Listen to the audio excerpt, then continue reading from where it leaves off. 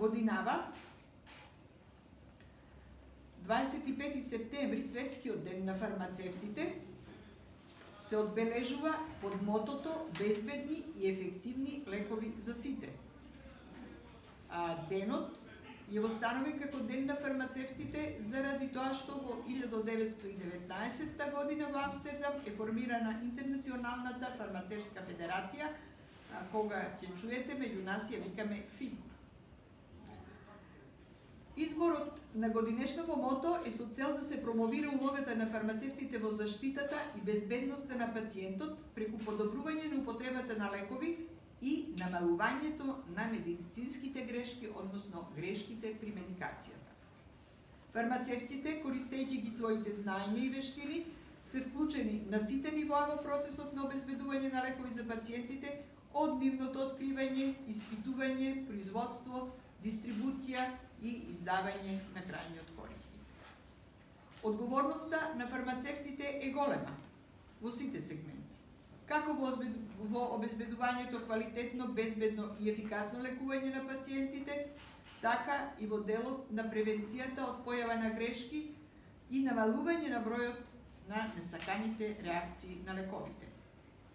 За да може фармацевтите да одговорат на овој голем општествен предизвик, неопходна е пред се солидна едукација, но исто така широк диапазон на можности за нивно вклучување во различните процеси на лекување и обезбедување на пациентите со лекови, вклучувајќи го и индивидуалното советување придружено со следење на несаканите ефекти од лековите.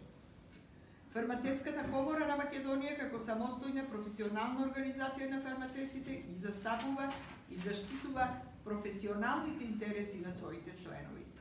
Рамноправно учествува заедно со државните органи, универзитетите и другите институции во активностите за обезбедување соодветна положба и улога на фармацевтите во општеството, како и во подготвувањето на законската регулатива од областа на здравството и во утврдувањето на стручни ставови за вршење на фармацевската дејност.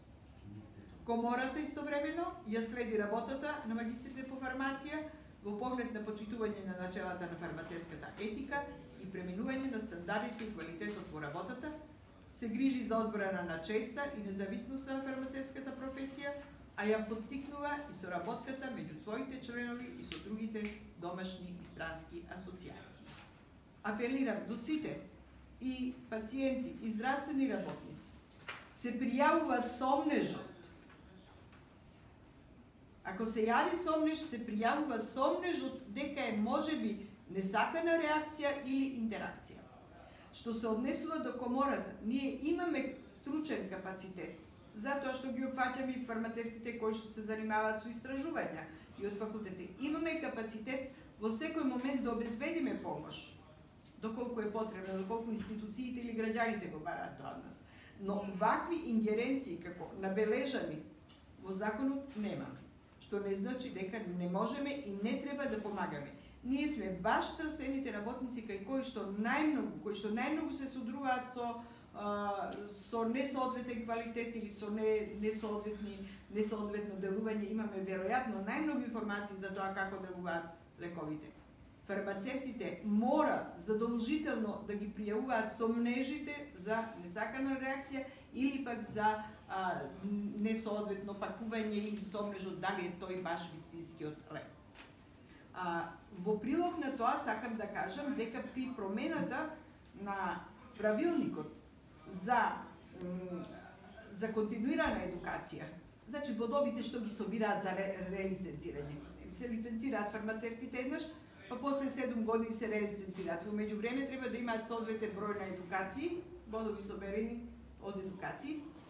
Од овој правилник сега е во фаза на подпишување.